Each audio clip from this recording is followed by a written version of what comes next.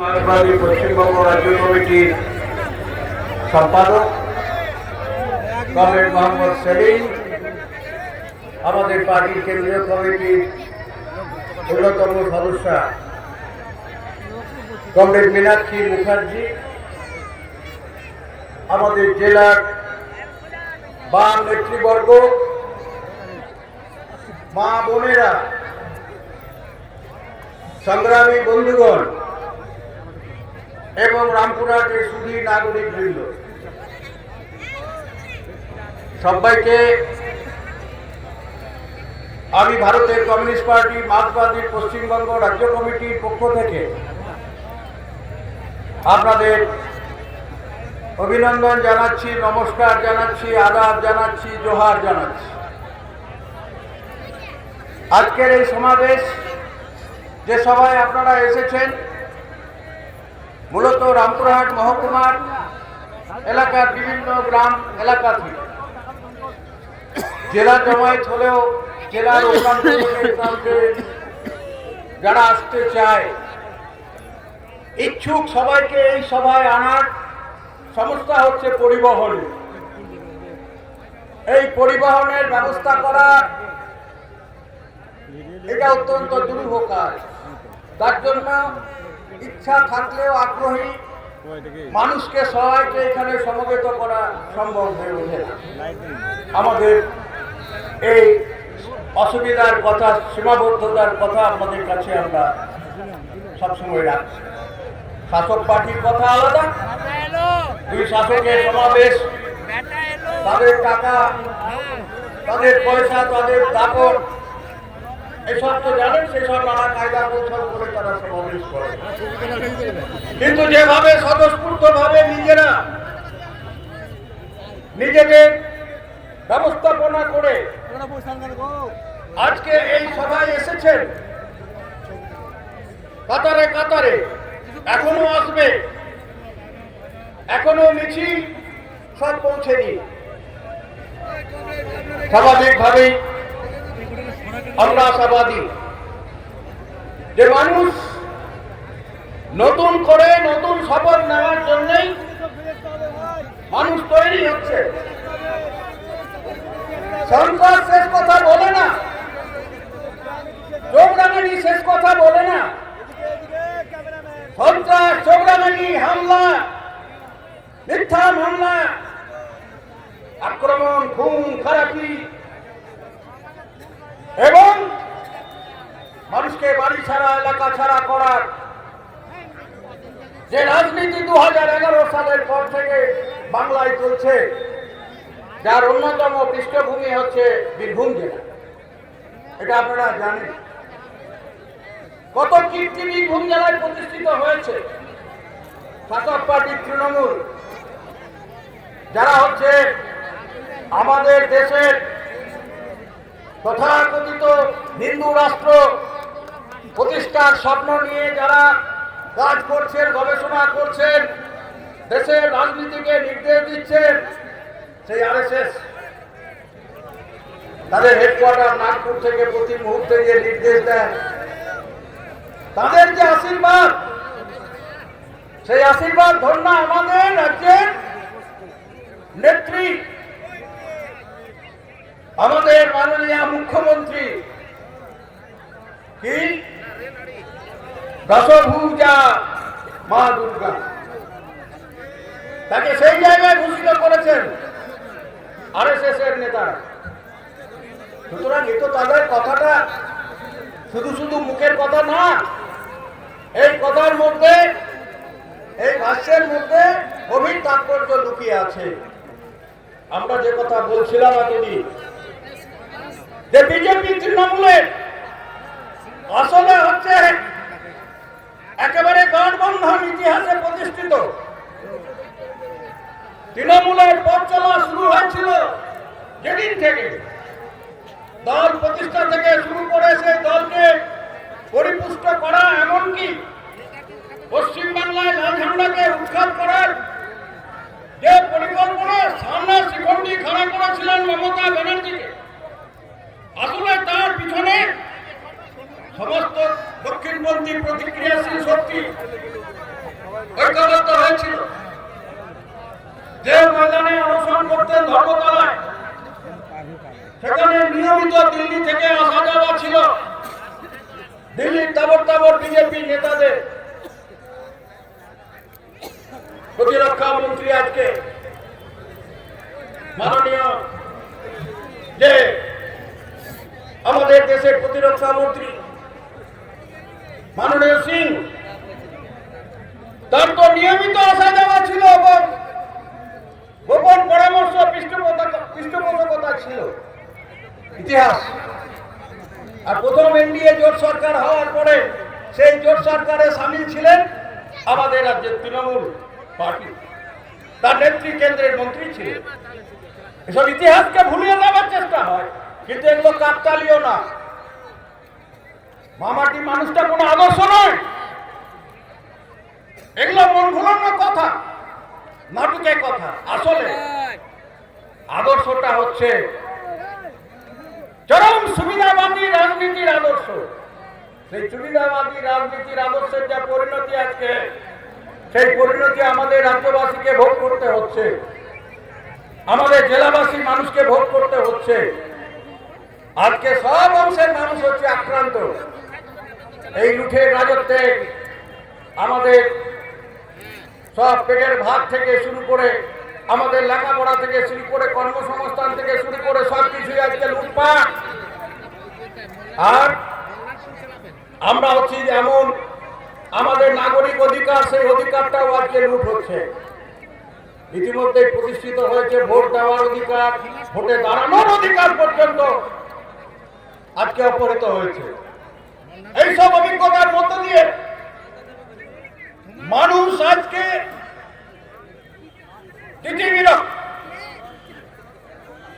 বিরক্ত বলে দেওয়ালের পিঠ থেকে গেলে আর পিছনের জায়গা নেই। সেই জন্যই মানুষ এখন সেই অধিকার রক্ষার লড়াই, তার যে আসল লড়াইয়ের যে পথ, সেটা হচ্ছে লাল ঝান্ডা।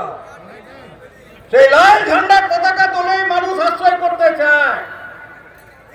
এবং বাংলায় আমাদের বাংলা বাঁচাও যে অভিযান, যে যাত্রা হয়েছিল, সেই যাত্রার মূল কারণই ছিল, অভিমুখ ছিল যে বাংলার মানুষকে জানতে হবে প্রতিটি বাম গণতান্ত্রিক ধর্ম নিরপেক্ষ মানুষ, জাতি, ধর্ম, বর্ণ, সম্প্রদায় নির্বিশেষে জানতে হবে বাংলা বাঁচানোর। সার্বিকভাবে বাংলাকে ধনে প্রাণে ধ্বংস করা হচ্ছে। আজকে সেই জায়গা থেকে আমাদের ফেরাতে হবে বাংলার ঐতিহ্যকে, বাংলার অধিকারকে, বাংলার মর্যাদাকে। যে বাংলা আমাদের সারা দেশে ছিল, যাকে বলা হয় গণতান্ত্রিক আন্দোলনের অগ্রণী ঘাঁটি, সেই গণতান্ত্রিক আন্দোলনের অগ্রণী ঘাঁটি আজকে আক্রান্ত। আর বাংলা বাঁচবে, দেশ বাঁচবে। বাংলায় যে আপদ, আজ 15 বছর ধরে আবর্জনার জন্ম হয়েছে, একেবারে গায়ে গায়ে পাড়া পর্যন্ত যে দাদাগিরি, জুলুম, অন্যায়, অত্যাচার, মা বোনদের নির্যাতন, খুন, ধর্ষণ, নিত্যদিনের ঘটনা স্বাভাবিক ঘটনায় পরিণত হয়ে গেছে। এই যে রামপুরহাট শহর থেকে 3 কিলোমিটার দূরে 12 মেসে গ্রামে গায়ের সেই আদিবাসী স্কুলের ফুটফুটে মেয়েটি যেভাবে ধর্ষিতা হলো, খুন হলো, এর থেকে লজ্জার বর্বর ঘটনার কিছু নেই। অর্থাৎ এর মধ্য দিয়ে অনেক ঘটনা ঘটেছে। আদিবাসী, তফসিল, পিছিয়ে পড়া অংশে মা বোনেরা কোথাও না কোথাও প্রতিদিন অত্যাচারিত হচ্ছে, নির্যাতিত হচ্ছে। সেই আর্যিকরের অভয়া থেকে শুরু করে আমাদের জেলার এই অভয়া, যেটা 12 মেসের অভয়া, এই ঘটনা ঘটতেই চলেছে। আর কতদিন মায়েদের কোল খালি হবে, আর কতদিন মায়েদের চোখের জল পড়বে? সেই জন্যই জানতে হবে। আমাদের অধিকারের উপর আক্রমণ, ভাত কাপড়ের উপরে যেমন আক্রমণ, 100 দিনের কাজ যেমন চৌপাট করেছে, যে বিধিবদ্ধ অধিকারকে আইন করে, আইনের সংশোধন করে সেই আইনকে চৌপাট করে দেওয়া হলো। বিধিবদ্ধ অধিকারকে 100 দিনের কাজ পাওয়ার বিধিবদ্ধ অধিকার নেই। 3 বছর ধরে আমাদের রাজ্যের গায়ে শ্রমজীবী মানুষের কাজ নেই। তাদের ছেলে পুরোরা স্কুল ছেড়ে পিঠে ব্যাগ নিয়ে পরিযায়ী শ্রমিক হয়ে অন্য রাজ্যে যাচ্ছে, ভিন্ন রাজ্যে লক্ষ লক্ষ বিচার জন্য, শুধু পেটের ভাতের জন্য। সেখানে তাই পরিশ্রমের জন্য যাচ্ছে, কলম পেশা কাজ করতে, চাকরি করতে যাচ্ছে না, শুধু পেটের ভাতের জন্য। সেই কাজটা যদি গায়ে পাড়াতে পেত তাহলে তাদেরকে যেতে হতো না এত ঝুঁকি নিয়ে। সেখানে গিয়ে দুর্ঘটনায় পড়ে প্রতিদিন দুর্ঘটনার ক্ষতিগ্রস্ত হচ্ছে, জীবন যাচ্ছে। আর সব থেকে বড় কথা, আজকে আরএসএস বিজেপির হিন্দুত্ববাদী রাজনীতি, সেই বিজেপি হিন্দুত্ববাদী রাজনীতির আক্রমণ তারা লেজ তুলে দেখছে। বাংলাভাষী হলে পরে, তারপরে বিশেষ করে যদি মুসলমান হয়, আদিবাসী হয়, তফসিল হয়, তাহলে তাদেরকে পিটিয়ে মারা পর্যন্ত হচ্ছে। থানায় নিয়ে গিয়ে শুধু হেনস্থ নয়, বিজেপি শাসিত রাজ্যগুলোতে প্রতিদিনের এই ঘটনা ঘটছে। বাংলাভাষী বলে সুদূর দিল্লিতে দীর্ঘদিন যারা পেটের জন্য কাজ করছিল, আমাদের জেলার বাই করে সোনালী মা, গর্ভবতী মা সহ দুটি পরিবারের 6 জনকে দড়ি বেঁধে বাংলাদেশে চালান দেওয়া হয়েছিল। সারা দেশ প্রতিবাদ করায় এবং মহামান্য আদালতের নির্দেশে কোন রকমে তারা, সেই মা সোনালী বাড়ি ফিরেছে, তার গর্ভের সন্তান ভূমিষ্ঠ হয়েছে দেশের মাটিতে, তবেই নাগরিকত্ব পেত। তা না হলে তো সে দেশ হারা হয়ে যেত। এত নির্মম কোথায় ঠিক হলো? ওরা বিদেশি। আজকে এই জিনিস চলতে পারে না। এসআইআর এর নামে মানুষকে ব্যতিব্যস্ত হয়রানি করার চেষ্টা। আমি তো ঢাকা পড়েছি। উপর দিয়ে এসআইআর হবে মাননীয় মুখ্যমন্ত্রী বলেছিলেন, আর আজকে এসআইআর এর যখন ফর্ম ফিল আপ হচ্ছে, প্রথম ফর্ম কিছু যাবে না। আমি একবার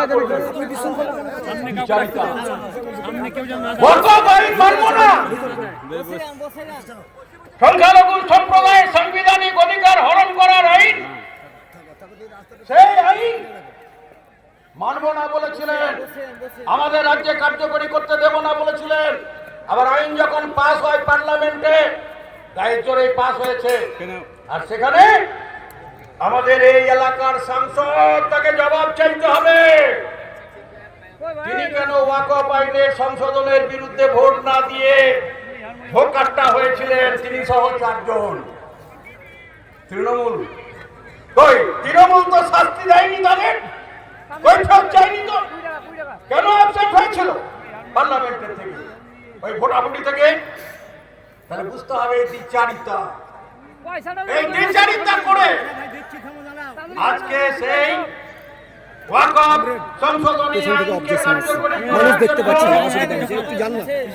এটা শেষ হলো, এটা শেষ হলো। এইখানে দাঁড়ান, এইখানে দাঁড়ান, এইখানে দাঁড়ান, এখানে দ্বিচারিতা নয়।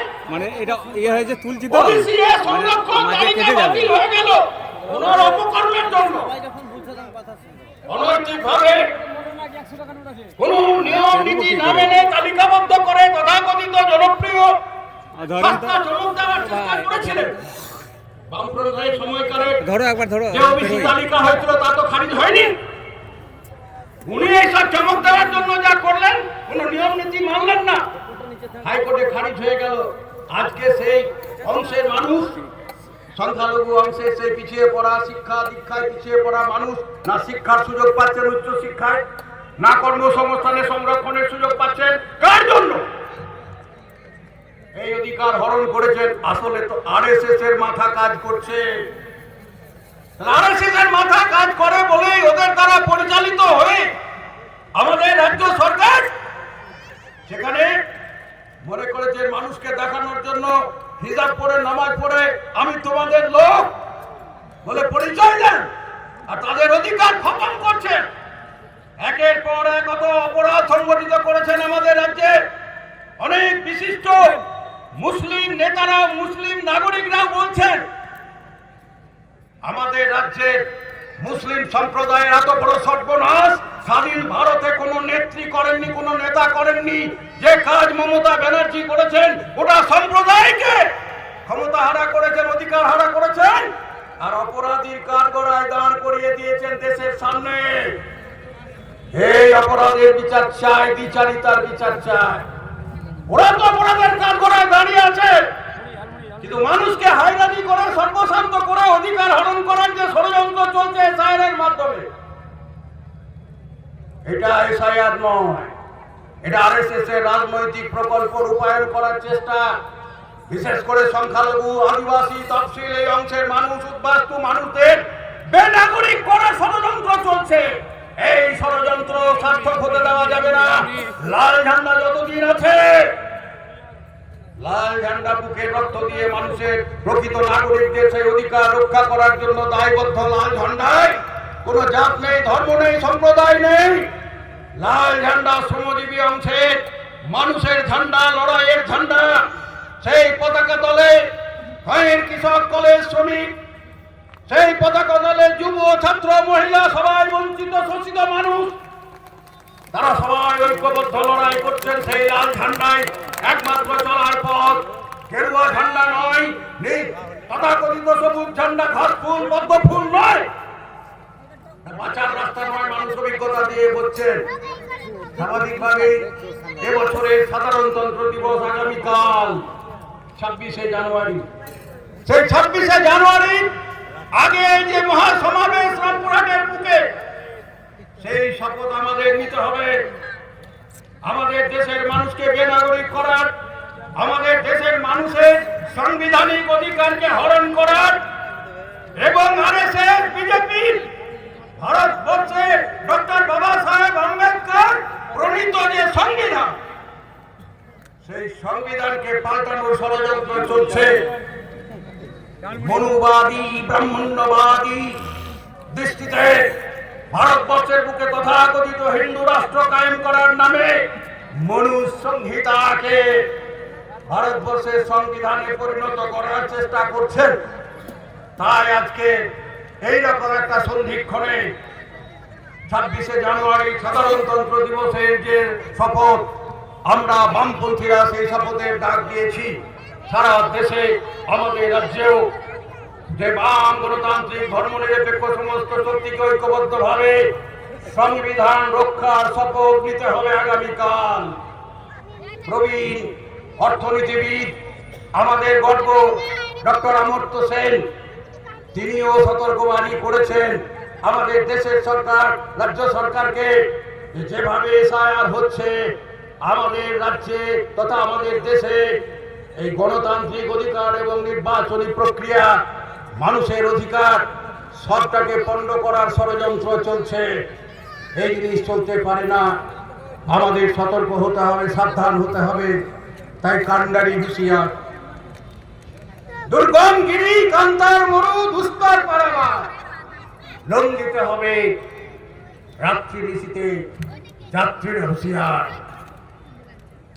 আমরা এই কবি কাজী নজরুল ইসলামের সেই বার্তা আপনাদের কাছে দিতে চাই যে দুঃসময়, কিন্তু এই নিশি আমাদের অতিক্রম করতে হবে। দুর্গম গিরি, কান্তার মরু অতিক্রম করতে হবে। আপনারাই পারবেন। লাল ঝান্ডা হাতে সে কাজ করতে হবে। তাই ছোট্ট মোদের পানসি তরি সঙ্গে কে যাবি আয়, বেলা বয়ে যায়, বেলা বয়ে যায়, ছোট্ট মোদের পানসি তরি সঙ্গে কে যাবি আয়। কবি দ্বিজেন্দ্রলাল রায় সেই গান। স্বাভাবিকভাবে সেই কথা বলে আপনাদের ঐক্যবদ্ধ প্রতিরোধে আগামী দিনে বাংলায় নতুন ইতিহাস হবে। প্রতিক্রিয়া শক্তি, মানুষের স্বার্থহানি করা শক্তি, বিজেপি, তৃণমূল, এই দুই চিহ্নিত শক্তির বিরুদ্ধে গ্রামে গঞ্জে ঐক্যবদ্ধ প্রাচীর করে তুলুন।